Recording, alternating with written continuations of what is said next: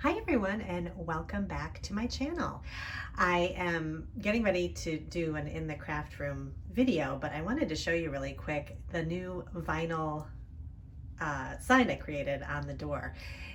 This I got off of the Silhouette store as well as an Etsy shop, which I can link below. I've been wanting to put a sign up on the, here, let me pan out a little bit. I've been wanting to put a sign out on the doors that lead into my craft room. And I just wanted something really basic that just said craft room on it. And so I was just kind of looking around, and then I ended up pulling out my Silhouette, which I rarely do. And I was kind of looking around for just craft room sign type printables. And I found the craft room lettering on Etsy, and it actually had it came with a couple of different printables, and it said welcome to my craft room in kind of a dome shape above the craft room words. I ended up taking those off after I printed out the words, and I just used craft room. And then I added these hearts and this really cute little cluster of craft supplies from the Silhouette studio. So I thought this turned out pretty well. It actually took me like 3 hours to do because I don't use my Silhouette that much. And I was just trying to line everything up right. And it took a while, and I went through quite a bit of vinyl, but it ended up looking pretty good. So I kind of like just having a little something on the door that just kind of shows that this is my place that I do my crafting and everything else. So let's go ahead and go inside. It's much brighter in here. I have fluorescent, or actually they're LED lights up on the ceiling, and it makes it a lot brighter in here because the basement is not very lit very well. So we're inside my craft room now, and I wanted to take a little time to kind of introduce myself too, because a lot of you have seen these in the craft room videos and maybe haven't watched my other videos or read my blog and are kind of wondering, you know, what I'm all about. And so I've been crafting for about 15 years, if not going on 16. And I started with scrapbooking and mainly just scrapbooking kids. You know, when my kids were first born, I did a lot of scrapbooking with them. And then I got into card making, and it kind of, you know, how it kind of snowballs from there. You find new videos and new blogs and things to follow, and you end up finding all kinds of new fun things to try within the paper crafting hobby. And most recently, about a year ago, I started doing junk journaling. So I still do the cards and the scrapbooking, but I'm mostly on my YouTube channel. I show card making, so tutorials and different types of how to use different types of supplies and tools. And then I also show my junk journals that I make for my Etsy shop, as well as a little bit of how I make them too, which I'll talk about today.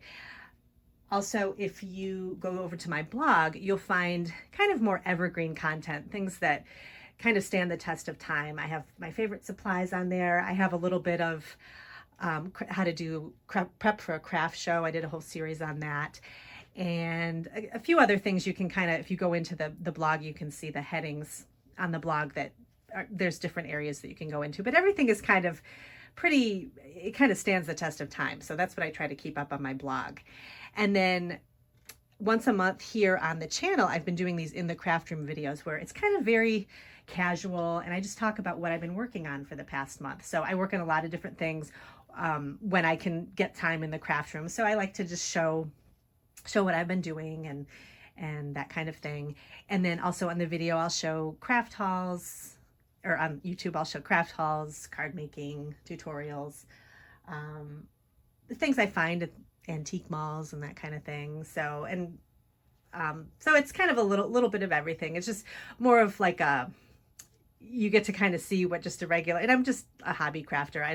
I'm not on any design teams right now. I used to be a while ago, and then as life got busier, it was just a lot easier to kind of enjoy my hobby and just spend time in the craft room when I had a chance to do it. And then my creativity, I felt like, got better once I sort of was not tied down with specific things I had to do. I could just kind of be free in the craft room. So I've really been enjoying it.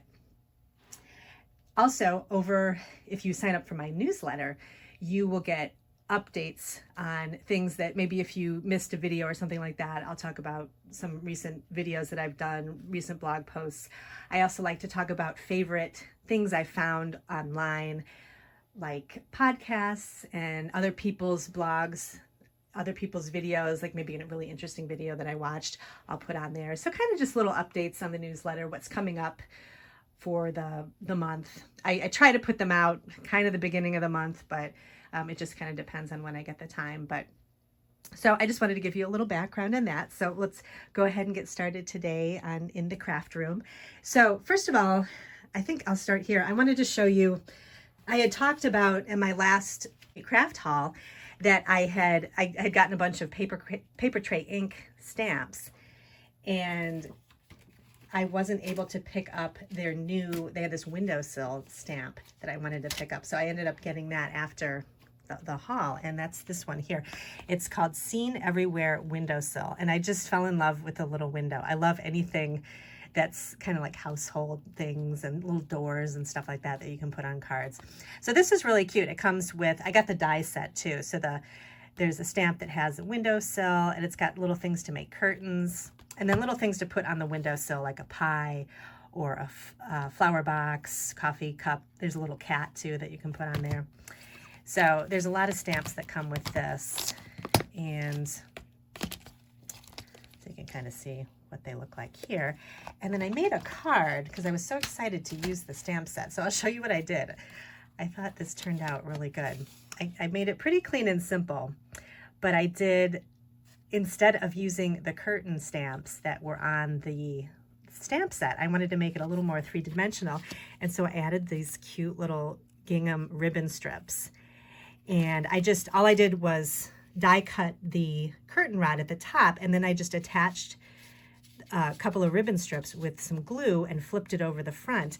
And then I kind of didn't know what to do with the end of the ribbon, so I flipped it up and attached it with a little glue dot. So it kind of looks like the curtains are flying in the wind. And then you can kind of flip them up and kind of go like that. And if you look behind the window, so before I put the window down, I added some ink blending and then a little sunshine from, this is a Neat and Tangled, an old stamp set from them. I added a little sunshine, and then the little sky I just ink blended with some blue Distress Oxide ink and just added a little sentiment. And I like the color combination here, and the gingham ribbon is super cute. I got this from a couple of spools of these from Amazon. I actually use them in my junk journals too, but they come, you can get a bunch of different colors. They have green, I think I got the green, yellow, I think I have a pink, and then this pretty blue color. So, and you get a lot on the spool. So anything I talk about today, I'll put a link at the bottom if you're interested, but ask me any questions too if you are wondering about anything. Also with the windowsill, I die cut it using some wood grain cardstock. I don't know if you can see the wood grain there, but I thought that added a nice touch because I wanted to have a white windowsill, but I didn't want it to look too plain on the card. So when I popped it up, I thought it looked really good with the wood grain kind of going against the smooth cardstock. So I thought that was really cute. I also just picked up, Peachy Cheap had some really nice, I thought they'd be good for junk journaling. This is from BoBunny. It's a, okay, let me grab the other stuff too. A lot came in this. This is BoBunny. I'm trying to think of what this is called. Botanical Journal. So it's tons of botanical flowers, prints, and that kind of thing. So I thought these would be really nice for journal pages. This is 12 by 12. And I don't know if you can still get this, if you can get this on scrapbook.com, I'll take a look and see if I can find a link. I know Peachy Cheap kind of changes, they change every day with their offerings, but sometimes they bring it back too. So, if they have extra, they might offer it again. I know they do that a lot with the October afternoon. So I'll put a link to Peachy Cheap too. But I really like this. It has double-sided 12 by 12 sheets, perfect for junk journal pages. I'll show these really quick. And it's all kind of floral themed. And I love this. A kind of a vintage look.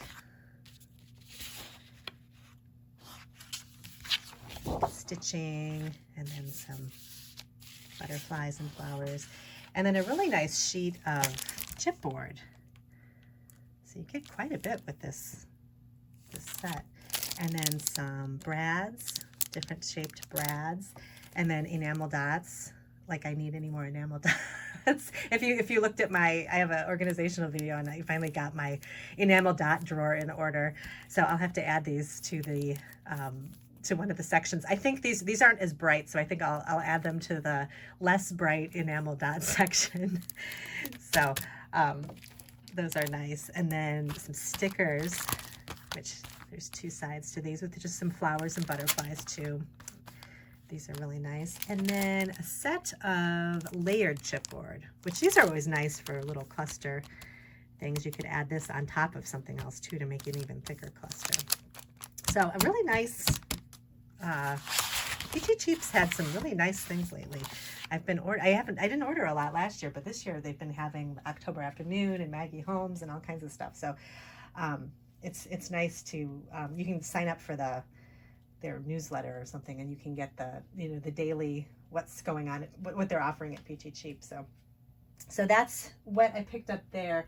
Oh, I also wanted to show you, I try to take a trip to our local, we have an antique mall, and I try to go about once a month just to kind of see the new things that are there. And I always think, oh, I'm not going to find anything. And I always end up finding something really interesting. And I found some really cute things there. I had gotten some Valentines, some Pink Panther Valentines that I actually put on my Etsy shop, and they sold out within the week. So I was really excited about that. But, and those were kind of like a hidden gem. They were just mixed in with some other stuff. So it was kind of fun to find those. I ended up finding this stack of cookbooks that it was like for like $20 or something like that. And I got a ton of these, and I'm not going to go through them all, but a couple that I just thought were really interesting. These are just some of the things. I love the covers too. They're pretty. I like this one too, but let me see if I can find it. They're just all different kinds of, like, it's those really fun. I have so many of these, but I just can't stop collecting them. They're just so fun. I put them in junk journals, and I even have a couple of journals that I've used the covers for that are really fun. But I love all the graphics in here and just all the strange recipes. But there was one here that I thought, oh, Dishes Men Like. I thought this was great. I love the cover here, and it's just everything that I guess men like this, all the different types of like meat dishes and things like that. It's just kind of funny. I thought that was kind of fun too. Lots of potato cookbooks and meat. So I just think I love these pictures. The photos are great, and the styling. So this was a really good find. That and I also found some. I actually have that in my shop too. These in my shop too. I have some letterhead that I got from a company that they were selling they had the whole stacks of different types of letterhead, and it's got the really good, it's almost like an onion skin feel. So I have a few of those in the shop too, if you're interested, if you're looking for junk journal pages. This is totally messy.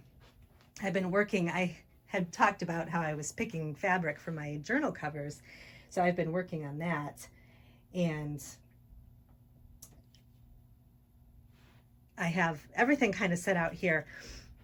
I ended up using all the fabric that I talked about in my previous video. So all I'm doing now is kind of just, I've been going crazy with the glue here. I've been adding trim, and then I got everything covered with the fabric. So this one is the clock one that I had shown before, and this was the fabric that I ended up using. I like the way this turned out. I had a really hard time finding, what I like to do is I'll put trim on I'll put the fabric on the spine, and then I'll add some trim, and then I like to add another little piece of trim just to kind of fill everything in.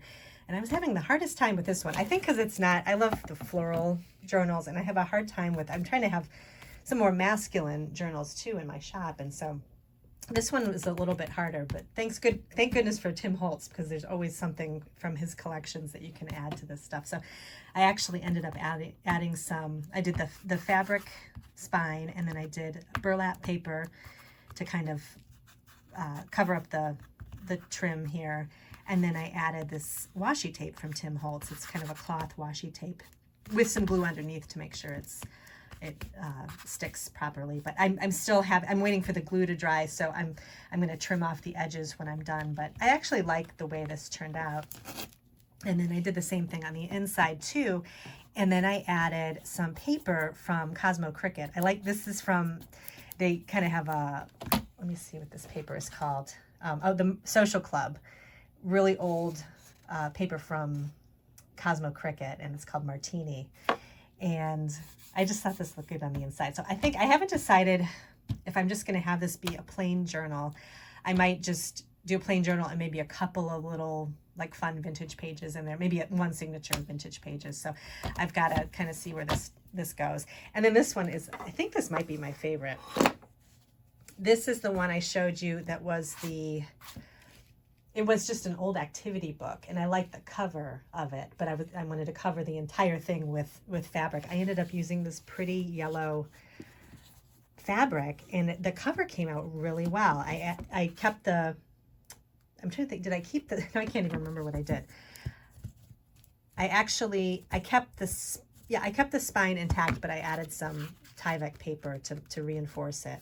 And then I covered the whole thing in this yellow floral fabric. And then on the inside, I added this gingham paper to the inside pages. And then I trimmed it with this little floral trim inside along the spine. And I thought that turned out really good. I still need to snip it off, but I was just waiting for the glue to dry. And again, this one I may just leave as a blank journal because I just think it's so pretty.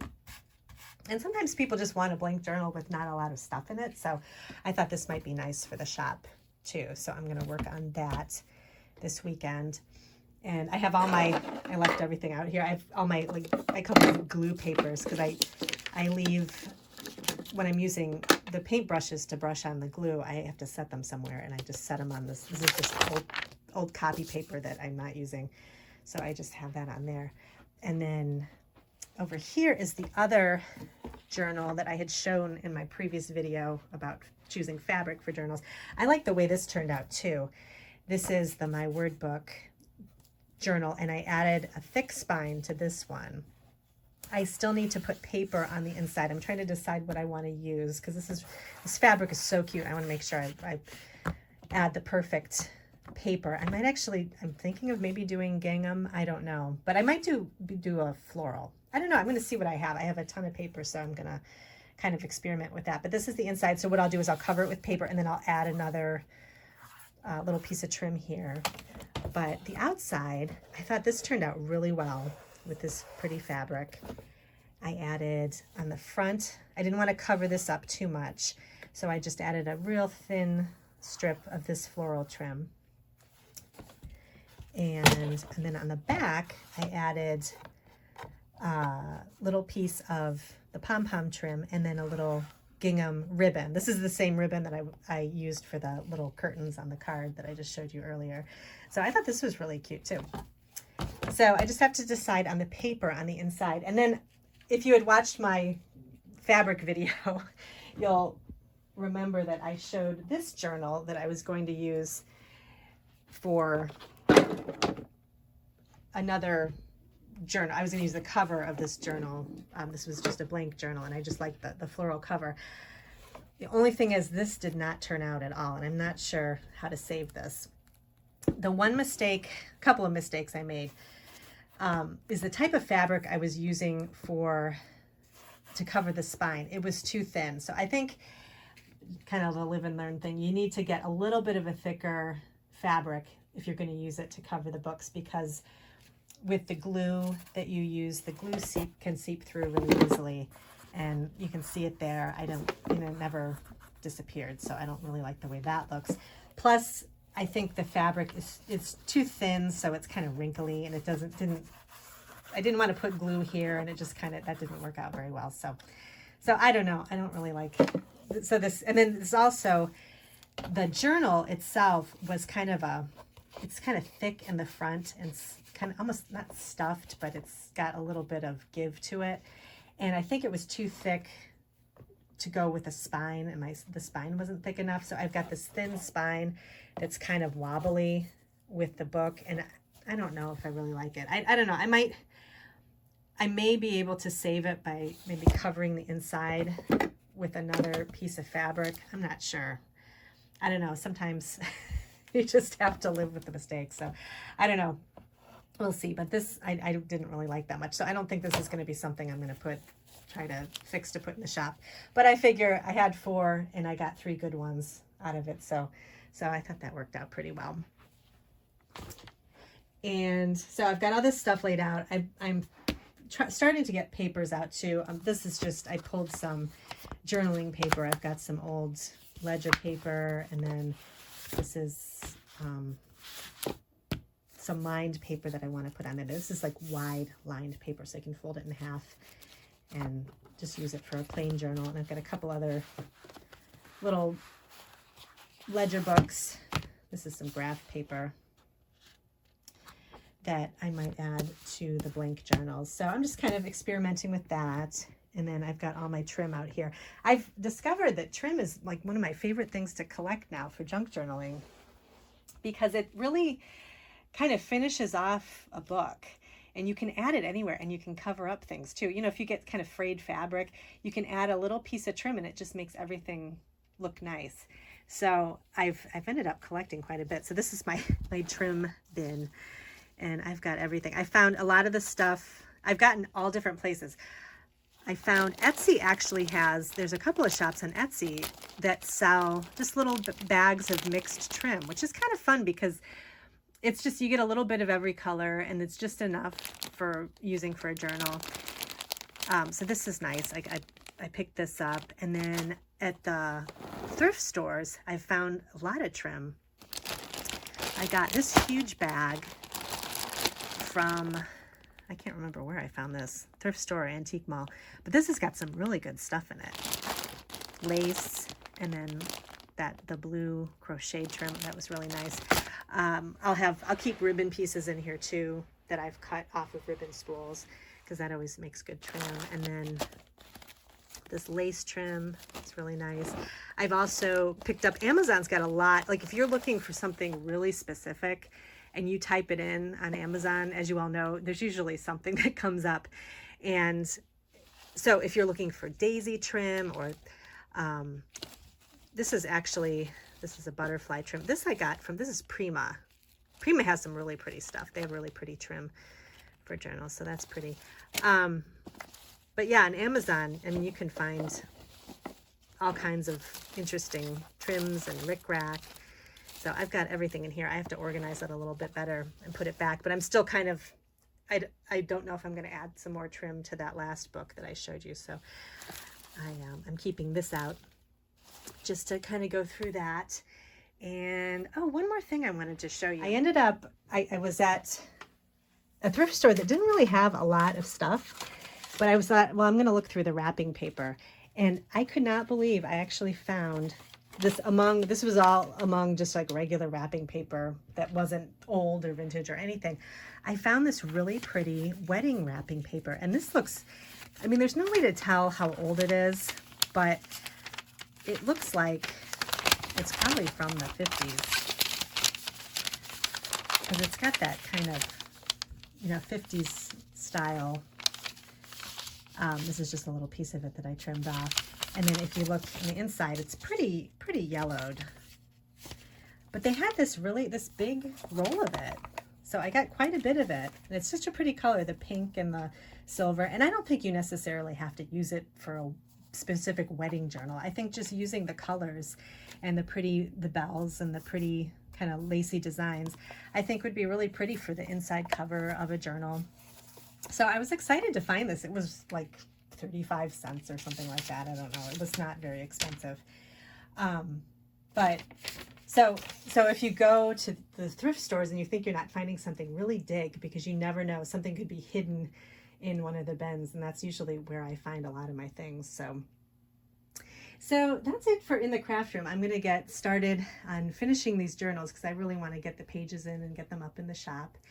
And I've got some new stamp sets I want to start working with, so I may put some videos up showing how I create a card using those.